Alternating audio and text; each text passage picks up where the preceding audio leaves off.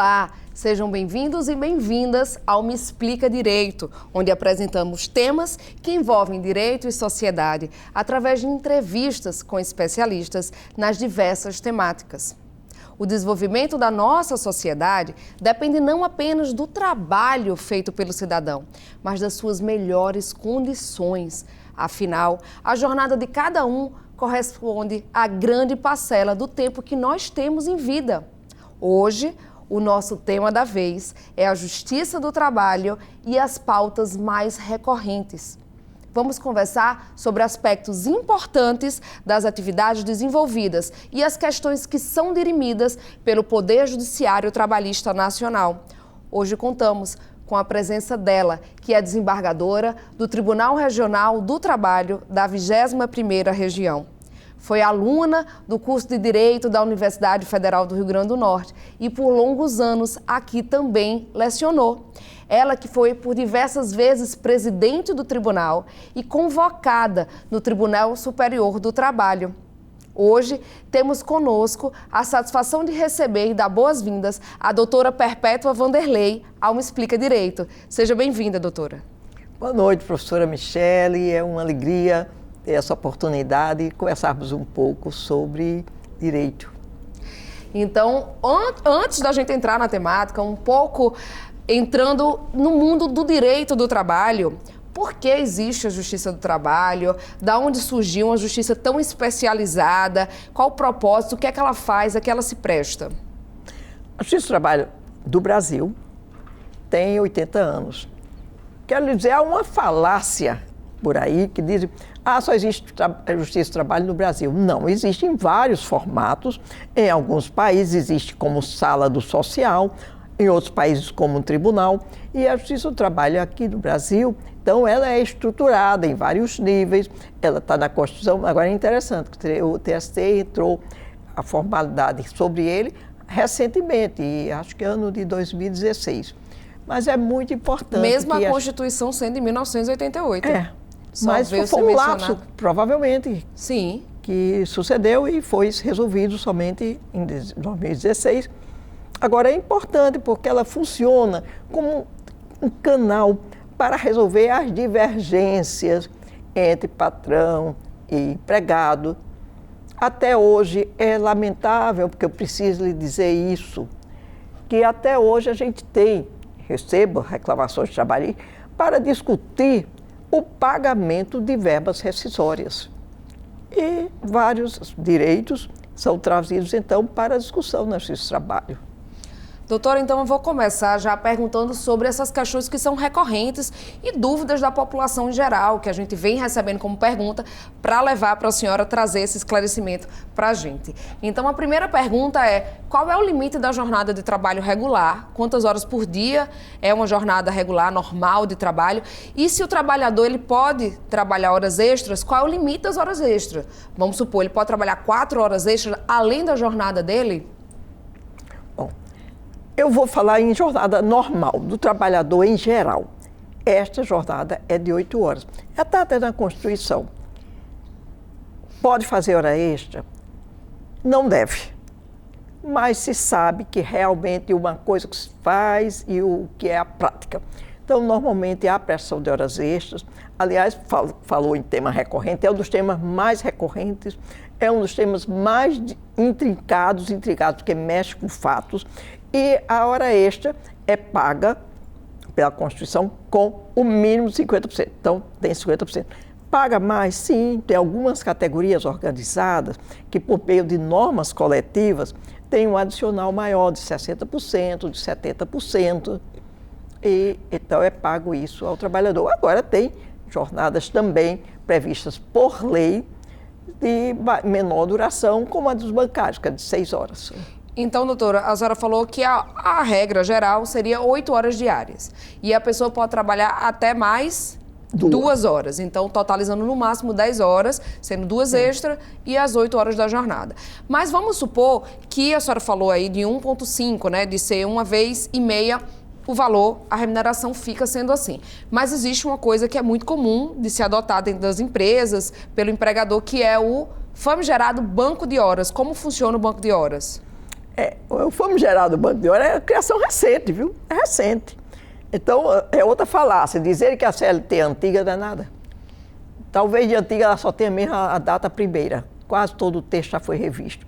Então, tradicionalmente se tinha a compensação.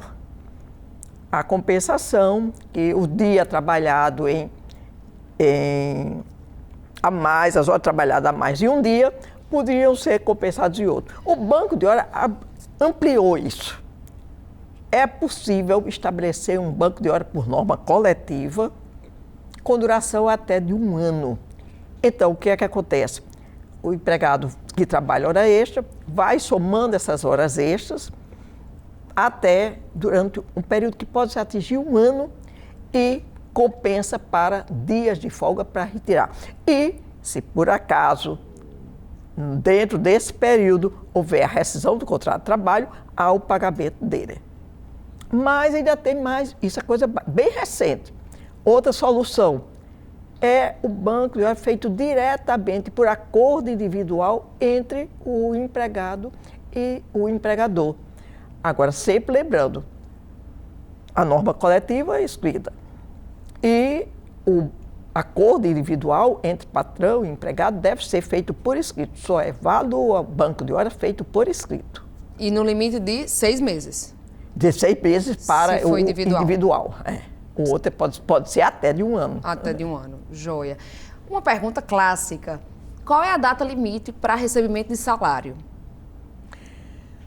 Não é data, é dia. 5º dia útil. Até o 5º dia útil. Então, se a segunda-feira é o dia 1, então até a sexta tem que pagar. Mas se for na terça, ele pode pagar só na outra segunda? Não, porque é o 5º dia útil. O mês fechou. Vamos pegar esse. Aliás, vamos pegar agora esse mês, que a gente tem o dia setembro, né? A gente vai terminar setembro num sábado. Certo. E a gente já começa com dia em Natal, com dia 3, que é um feriado. Então a gente vai contar o dia 2, pula o dia 3, o dia 4, o dia 5. Olha aí, isso pode resultar quase 1 semana para fazer esse pagamento. Então pode acontecer, por exemplo, do empregado só receber o salário na data 8. Pode. Por exemplo, porque se pegar um feriado mais um fim de semana, são 3 dias durante os primeiros dias do mês. Pega um domingo, feriado. Vai para o dia subsequente. Certo. E no caso de dispensa, por exemplo, o patrão foi e dispensou um funcionário que já estava na empresa há 10 anos. Como é que funciona a questão do aviso prévio? Ele tem direito ao aviso prévio? É um aviso prévio que chama indenizado, que é um aviso prévio? E como é que fica sendo essa remuneração quando o funcionário é bem antigo? Você falou aviso prévio indenizado. Temos 2 soluções para aviso prévio. O correto é o empregador fazer a famosa carta de demissão dizendo do aviso prévio que daqui a tantos dias o empregado vai ter rescindido o seu contrato. Nesse período ele tem 1 semana de redução de horário é a teleologia da lei, para procurar um outro emprego. Se não for a redução diária, vai ter então um período. Mas quando é indenizado, é quando ele não dá esse período. Avisa se amanhã está já não precisa demitido, já não tem mais. Então, nesse caso, ele também, como não fez o aviso prévio informado, vamos dizer assim, ele vai ter que indenizar, paga o período. Em ambas as situações, nós temos uma coisa que foi trazida pela Constituição. A Constituição mandou pagar o aviso prévio proporcional ao tempo de serviço. Então, a gente tem um aviso prévio, ou só existe aviso prévio de 30 dias, e a cada ano de serviço tem mais 3 dias. Então, um empregado com 10 anos, chegaremos a 60 dias. Então, recapitulando o que a doutora Perpétua explicou. Primeiro ponto, a senhora explicou sobre o aviso aqui, que eu perguntei, indenizado. Então, indenizado é quando você é dispensado pelo seu empregador, sem justa causa, né? Você não deu um motivo para ele dispensar, ele não quer mais seus serviços. No momento que dispensa, ele diz, não precisa mais trabalhar. Ele tem a obrigação de lhe pagar 30 dias, que seria o aviso prévio indenizado. E se é o aviso prévio trabalhado, a senhora falou lá de 1 semana a menos. Então, é 1 semana a menos ou 2 horas a menos por dia, não é isso? Isso é. Então, ele ou trabalha 30 dias, o aviso prévio, se for trabalhado, e quem escolhe se é trabalhado ou não é o empregador, não é isso? Certo. Então, o empregador diz, estou lhe demitindo, mas estou lhe avisando 30 dias antes, você vai trabalhar. Se vai trabalhar, aí o empregado que escolhe se ele quer trabalhar 21 dias, e aí ele folga pouco mais de 21 dias, né? Ele folga 7 dias, que seria, como a senhora falou, para procurar emprego, vamos dizer assim, ou ele tem uma redução de jornada. Se ele trabalhava 8 horas, ele passa a trabalhar 6 horas todo dia por um mês completo. Pronto, certo. Então, mas se foi indenizado, ele não trabalha nem um dia. Ele simplesmente recebe e sai. O valor completo. Exatamente. E a senhora também explicou a questão do proporcional ao tempo de serviço. Então, sim, são 3 dias por ano. Para cada ano de serviço. Aí eu dei um exemplo aqui de 10 anos. Então, por exemplo, ele tem direito ao aviso prévio de 30 dias e ele tem mais 30 dias para trabalhar, porque ele tem a cada ano 3 dias de crédito. Isso. Então, ele tem 10 anos, vezes 3 dias, 30 dias. Ou para trabalhar ou para receber. Ou para receber. Porque, às vezes dá a impressão que sendo trabalhado só são os 30 dias. Não, a regra é para tudo. E o limite é de 90 dias, não é isso? O limite é de 90 dias, sendo 30 do aviso prévio regular e mais até 20 anos de prestação de serviço que pode até ser indenizado ou trabalhado. Então, ele pode ficar 90 dias cumprindo aviso prévio, se ele já tiver 20 anos de empresa. Pode. Não é isso? Lamentavelmente, está se tornando exceção, se é que vai ter alguém, viu? Espero que sim. Sim, com muito tempo de empresa, né? Outra pergunta importantíssima, que eu acho que muita gente tem essa curiosidade. Doutora Perpétua, o que é adicional de insalubridade e adicional de periculosidade? E qual é o ganho que um trabalhador tem no salário se ele tiver aí a incidência de um dos dois adicionais? Novamente, eu quero começar da Constituição. Está lá na Constituição. Então, o que é insalubridade? É aquilo que afeta ou pode afetar a sua saúde.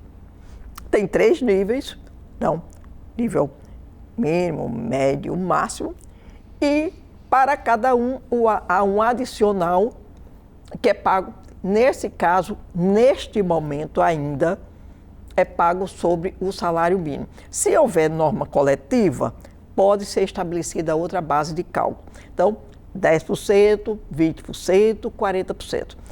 Agora, passamos para o outro. Periculosidade. Aquele que há um risco à própria vida, mas é um risco iminente.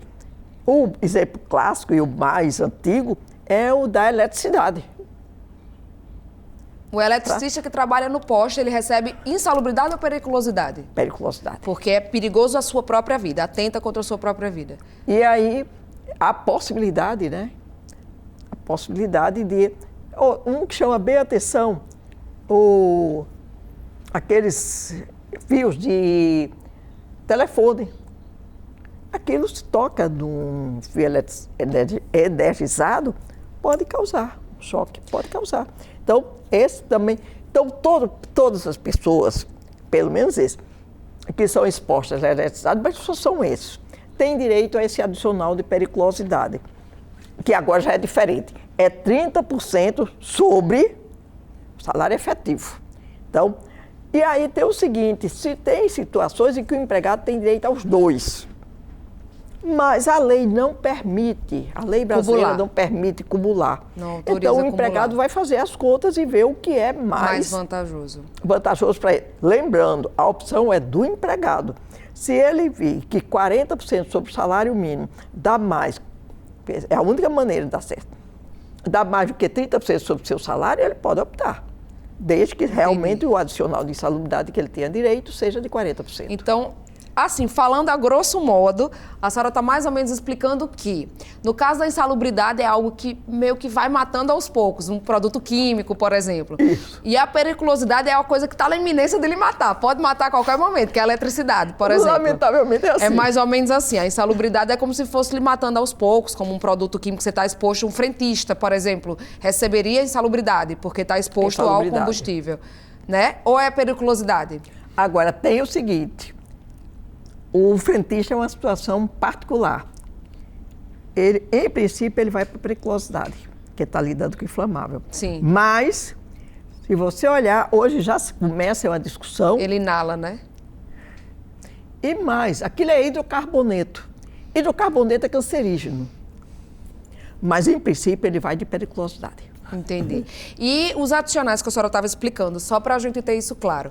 Na insalubridade, a gente tem 3 níveis que a senhora falou. E eles vão dobrando. Então, é 10%, 20 e 40%. Isso. E já na periculosidade é fixo em 30%. Só existe um. Que é 30%. Eu até queria alertar ou lembrar uma coisa que ficou bem polêmica, mas mostra também o problema do nosso trânsito. Só que o trabalho em moto tem periculosidade. Ah, então... Tem aí uma discussão jurídica, tem muita gente que não está recebendo, porque teve umas ações aí que suspenderam a portaria regulamentadora, mas tem uma previsão. É profissões que normalmente recebem, por exemplo, gari recebe insalubridade, né? Gari é insalubridade. Porque está exposto ao lixo contaminante. Ao lixo urbano. E aí é outra definição difícil, mas ficamos assim no panorama geral. Dos temas periféricos. Ok, então vamos aqui a uma outra pergunta que eu julgo importantíssima. Todo mundo quer saber, aquela pergunta que não quer calar. Eu estou aqui, trabalhei 1 ano nessa empresa e agora eu quero tirar férias. No carnaval, depois eu já quero emendar de férias. Eu posso escolher minhas férias? Lamentavelmente, não. Aí ainda dizem que a CLT protege o empregado. Não, quem escolhe o dia quando você vai tirar férias é o empregador. Realmente, aí a gente compreende que é para organizar o trabalho. Só se tem 2 hipóteses, não que ele perca o direito de ordenar o período, mas se tem 2 situações. Se tem pessoas da mesma família trabalhando numa empresa, a lei assegura que essas pessoas tirem conjuntamente as férias, tentando proteger, assegurar o lazer em família. Outro, estudante, que as férias coincidam com a época das férias escolares para que ele tenha realmente um efetivo descanso. E falando de férias, eu acho que é outra pergunta muito recorrente. Às vezes a pessoa está meio apertada ali financeiramente e diz, eu quero vender minhas férias. Ela pode vender férias, isso é o que chama de abono de férias. Eu posso chegar e dizer assim, seu fulano, patrão, eu quero que o senhor compre aqui meus 30 dias de férias, eu quero emendar direto porque eu estou precisando desse dinheiro. Pode? Não. Daí a resposta é um não redondo. Não existe essa história de vender férias. O que acontece, quer dizer, os 30 dias ou a totalidade das férias, porque tem algumas vezes que as férias não terão um período de 30 dias, porque a pessoa teve faltas, vai ser aquele proporcional. Muito bem. Então, o que é possível hoje fazer? Uma parte, 1/3 pode ser convertido em dinheiro, trabalha e recebe e reduz o período de férias. Agora, a totalidade das férias não é possível, nem o empregado. Se o empregado pedir, o empregador tem a obrigação de dizer não. E se o empregador propuser ao empregado, o empregado tem o direito de oposição de não aceitar a venda de férias. Não ocorre venda de férias. Existe só de apenas 10 o dias. abono. De 10 dias. Só o abono de 10 dias. Então, eu posso vender 10 dias das minhas férias, que a gente chama de abono, os outros 20 eu sou obrigada a gozar esse período aí de férias. Joia. E aí a senhora também falou da família que teria direito de tirar as férias antes. Mas se a empresa chegou, marcou férias coletivas para todo mundo, você vai ter que sair de férias. Sim. Não tem opção. As férias coletivas já é outro enfoque. Por quê? Normalmente são as fábricas, né? Isso acontece muito no mês de dezembro, janeiro. Realmente, o que é que acontece? A fábrica para totalmente, né? E todos os empregados ficam de férias. Quando a gente sabe que vai ter uma discussão e a senhora está diante de uma situação assim, eu sou empregada, eu não quero discutir isso agora, eventualmente por receio até de perder o emprego, né? E aí deixa para fazer isso depois que perde o vínculo. Quanto tempo depois que você rompe o seu vínculo empregatício, você pode recorrer ao Poder Judiciário para reclamar algum direito trabalhista que lhe foi sonegado? 2 anos. Do dia da dispensa, e é ano contado data a data. Foi dispensado no dia 10 de setembro de 2021. 10 de setembro de 2023, se não entrou com a ação, perdeu, já não é mais possível. Agora, entrou com a ação, pode pedir os últimos 5 anos. Então, alguém que tenha essas dúvidas ou esses direitos que não foram respeitados e sabe que isso é bem comum com horas extras. Então, pode requerer quando? No dia imediato, porque se requerer no dia imediato, a rescisão vai levar os outros 5 anos. Mas se levar 1 ano, só vai ter 4, porque agora já são 5 anos. Sempre soma 5 anos, mas vai deduzindo o tempo entre o momento em que ocorreu a dispensa e o momento do ajuizamento, esse intervalo. Vamos entrar numa outra temática que eu acho que parece bem interessante. Doutora Perpétua, sobre as gestantes. Elas têm estabilidade a partir de que momento? Vamos supor, vou fazer várias perguntas de uma vez. Vamos supor que a gestante foi contratada para um trabalho temporário. A gente está aqui, final do ano, e aí vai ter muita venda, férias numa loja, e ela foi contratada para trabalhar 3 meses. Quando dá 2 semanas de trabalho, se descobre que ela está grávida. Ela goza de estabilidade, mesmo sendo trabalhadora temporária, e qual é o tempo que goza de estabilidade em uma gestante? Mais uma vez você traz um tema polêmico, mas eu lhe diria que predomina trabalhadora gestante em trabalho temporário, em contrato por prazo determinado, não tem direito a essa estabilidade. A estabilidade é para quem está em contrato por prazo indeterminado. Isso é o que está na lei e que é sustentado por muitas pessoas. Então, e qual é o tempo de estabilidade?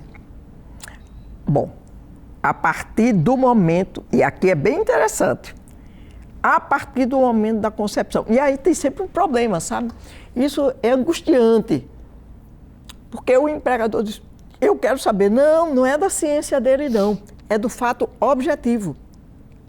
A empregada está grávida, não fez ainda o exame porque descuidou e não fez, e o empregador, isso acontece com muita frequência, o empregador dispensa. Mas eu achava que estava grávida, e vai lá e faz o exame. Ela tem direito à estabilidade. Ela estava grávida durante o período do contrato de trabalho. A ciência do empregador não tem nenhuma pertinência, nenhuma utilidade.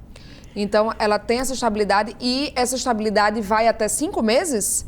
Depois do bebê? Parto. Do parto. Depois do parto. Certo. E aí vamos separar, né? Uma coisa é estabilidade, outra é a licença, a maternidade. Certo. Então, vamos aqui recapitulando. A gravidez, né, se supõe que vai, via de regra, durar 9 meses. Pode durar 7, 8, dependendo da situação da gestação. Mas então ela vai ter, vamos supor que ela descobriu hoje que está grávida. E aí o empregador estava com a intenção de demitir a trabalhadora. Ela tem direito aos 9 meses mais 5 meses. Então ela passa mais de 1 ano com estabilidade. Não pode ser demitida. Não. Sim, os 9 meses, mais 5 meses depois do parto, exatamente. Ela descobriu então agora. Ela passa mais de 1 ano início. garantida naquele Isso. emprego. Isso, pode certo. chegar a isso. E quanto tempo é a danada da licença maternidade? A danada da licença são 120 dias. 120 dias. Pode ser ampliado. Pode ser ampliado, né? E então, no serviço público, normalmente são 6 meses, né? É, ampliado. 180. É, isso. E na iniciativa privada, a norma fala em 120 dias, que seria o equivalente mais ou menos a 4 meses, que a empresa pode dilatar, pode emendar com férias. Sim, e por aí vai. É um ajuste, né? Outra pergunta bem interessante, que eu acho que é recorrente, quando a gente está falando sobre essa rescisão do contrato de trabalho, o rompimento do vínculo empregatício. Nesse momento, quais são aqueles direitos clássicos que o trabalhador tem direito a receber? Por exemplo, o que é aquela multa do FGTS? Ele tem uma multa, não é, para receber? O que seria essa multa? Quanto é que vale? Bom, é o seguinte, o FGTS, ele veio, eu vou contar um pouquinho da história, ele veio para substituir a antiga estabilidade. Quem tinha 10 anos de casa não podia ser dispensado, era estável. Aí ele veio em 67 para substituir isso. Muito bem. Quando chega a Constituição, se cria novamente a estabilidade. Já não é uma estabilidade, é uma garantia de emprego, que não foi adiante, desde 88 até hoje não foi adiante. E aí veio uma norma na Constituição, a norma transitória, que mandando pagar 10 vezes, ou 4 vezes, o adicional. Bem, então se paga uma indenização adicional sobre o FGTS para compensar essa dispensa sem justa causa. Se você vir o FGTS 8% a cada mês, você termina com 96%. Então, em cima disso, há uma indenização adicional pela dispensa sem justa causa, que é de 40%. Que seria essa multa dos 40% Isso. sobre o valor depositado. Então, vamos supor, todo empregado tem direito a que o empregador, o trabalhador, ele tem direito a ser recolhido em favor dele 8% do salário dele, todos os meses. Então, se ele tem carteira assinada, tem que ter carteira assinada, né? Não pode ser, por exemplo, um prestador de serviço avulso. Mas todo empregado tem que ter a carteira assinada. Tem que ter a carteira então, assinada. Até foi bom lembrar isso. Mas eu não quero a carteira assinada. Não existe isso. Todo contrato de trabalho é contrato formal mediante carteira assinada. Então, o empregado não pode dizer para o empregador, não quero assinar, e nem o empregador pode chegar, vamos fazer um acordo aqui, a gente não assina a carteira. Não. É uma irregularidade e até eu lembro, é uma irregularidade que poderá causar sérios problemas. Hoje nós conversamos com a doutora Perpétua Vanderlei, desembargadora do Tribunal Regional da 21ª Região, que é aqui do nosso Rio Grande do Norte. Tiramos muitas dúvidas, esclarecemos várias questões a respeito do direito ao trabalho e a gente é pura gratidão pela participação dela aqui hoje e a disponibilidade de ter vindo conversar conosco. Obrigada, doutora Perpétua. Obrigada pela oportunidade, Michele, e eu acho que foram algumas informações importantes sobre essa relação que deveria ficar mais harmônica, mas ainda é extremamente conflituosa. E os tempos mais recentes têm acentuado extremamente o conflito. Se mostra frequentemente uma grande disparidade entre aquilo que a lei manda fazer, e aquilo que é feito, e isso precisa ser corrigido. Por isso que a Justiça do Trabalho atua tanto para que sejam praticados, reconhecidos, aplicados os direitos que são da CLT, mas, acima de tudo, são da Constituição da República. Obrigada. Obrigada a vocês que mais uma vez estiveram conosco hoje no Me Explica Direito, onde a gente conversou sobre diversos temas e esclarecemos questões a respeito do direito do trabalho. Até a próxima.